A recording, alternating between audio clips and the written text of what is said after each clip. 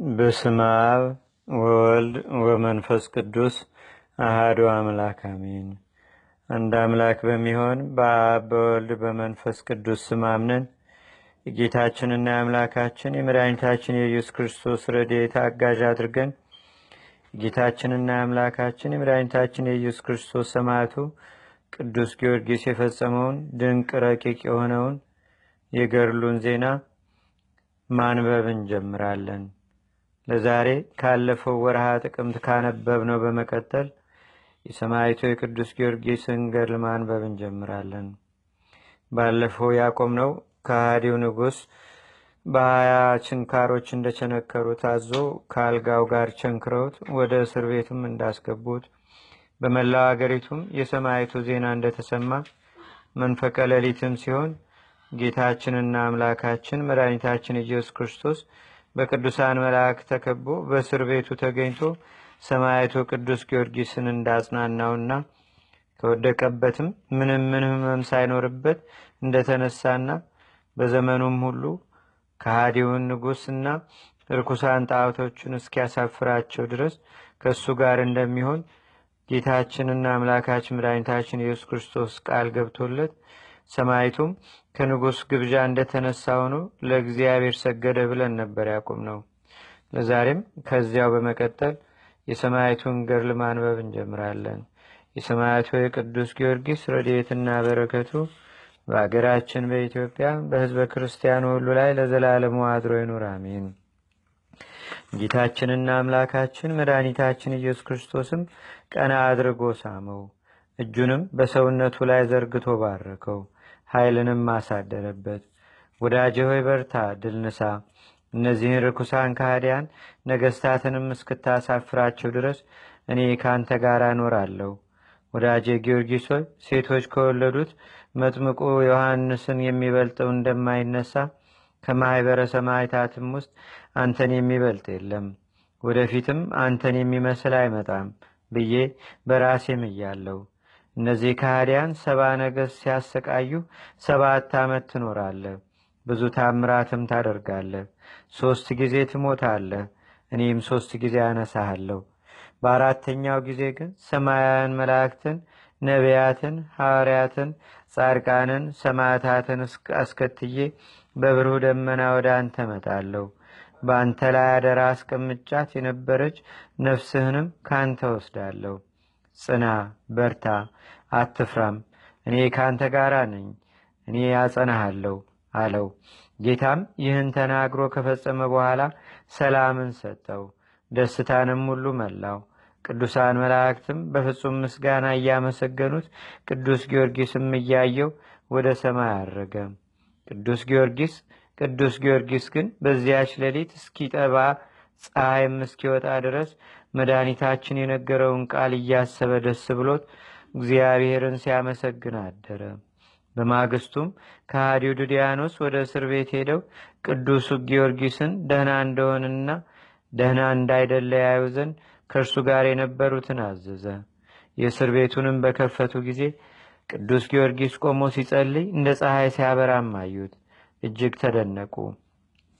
ፈጥነውም ለንጉሡ የሆነውን ሁሉ ነገሩት። ወደ ፍርድ አደባባይም እንዲያመጡት አዘዘ።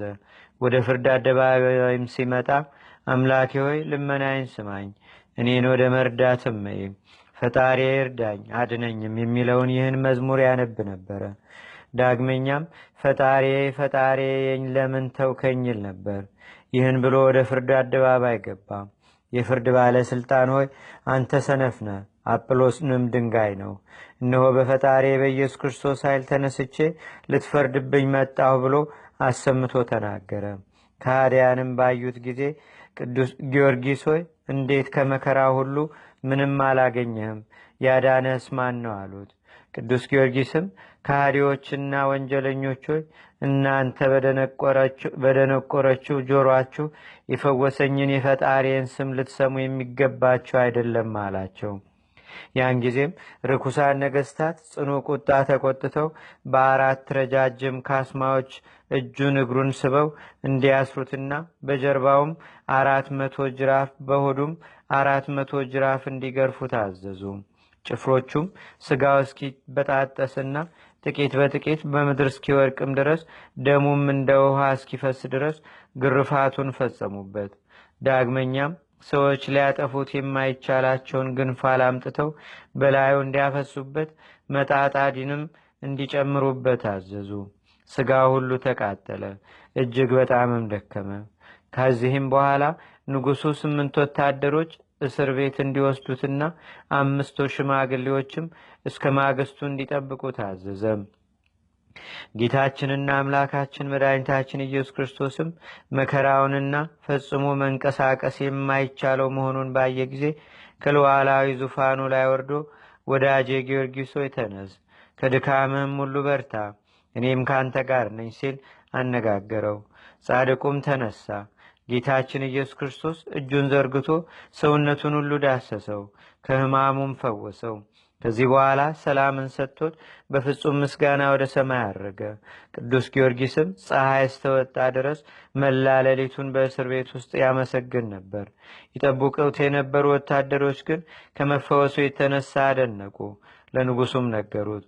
ዱዲያኖስም ይህን በሰማ ጊዜ በዓለሙ ሁሉ የክርስቲያንን ሥራ መፍታት የሚቻለው አዋቂ ባለ መድኃኒት በእናንተ ዘንድ እንዳለ ወደ እኔ ይምጣ፣ እኔም 100 ምዝምዝ ወርቅ፣ 200 ምዝምዝ ብር፣ ከዚህም ሌላ የተመኘውን ሁሉ ሰጠዋለሁ፣ በመንግስቱም ሁለተኛው ባለ ማዕረግ ይሆናል የምትል ደብዳቤ ጽፎ ሰደደ።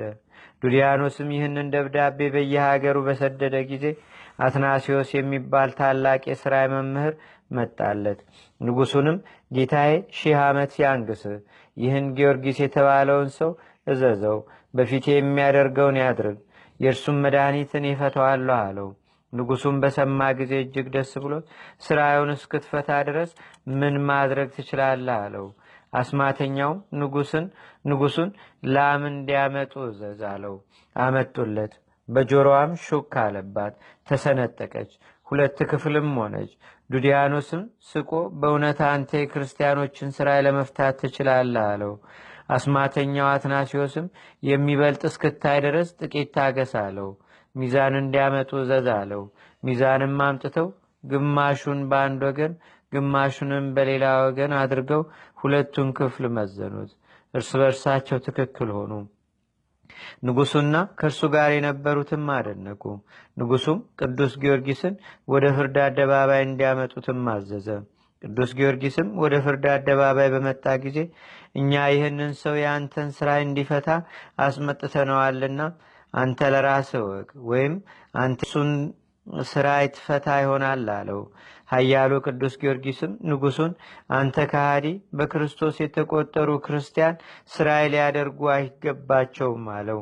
ከዚህም በኋላ ኃያሉ ቅዱስ ጊዮርጊስ አስማተኛውን ልጅ ሆይ ቶሎ በል፣ የምታደርገውን ፈጥነህ አድርግ፣ የእግዚአብሔር ጸጋ በፊት መልቶብህ አያለሁና አለው።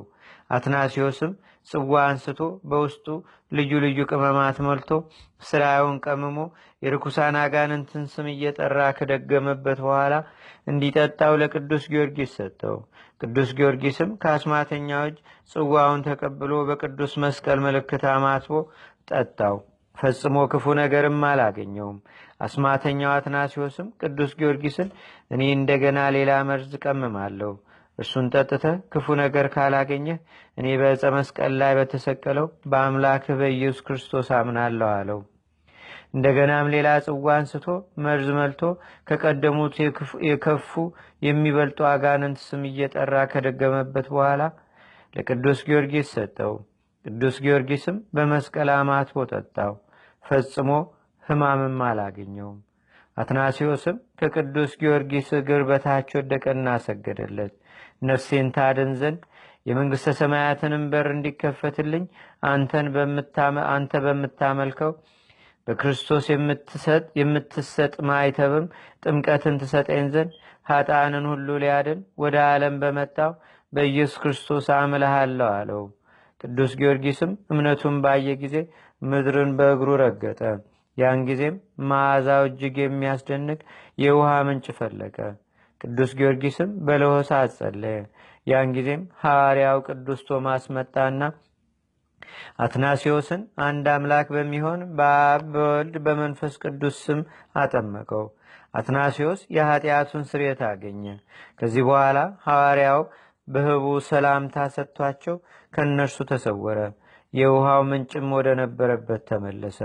ንጉሱና ከእርሱ ጋር የነበሩ ሁሉ ይህንን ባዩ ጊዜ እጅግ ተደነቁ። አትናሲዮስም በንጉሱ ፊት እኔ ክርስቲያናዊ ነኝ፣ ከአገልጋዮቹ ቆጥሮኛልና ድንቅ ሥራውንም ሰርቶልኛልና አለ። ቅዱስ ጊዮርጊስ አገልጋይ የሆነለትን እግዚአብሔርንም አመሰግነዋለሁ። በ11 ሰዓት ወደ ወይኑ ቦታ መጥቻለሁ።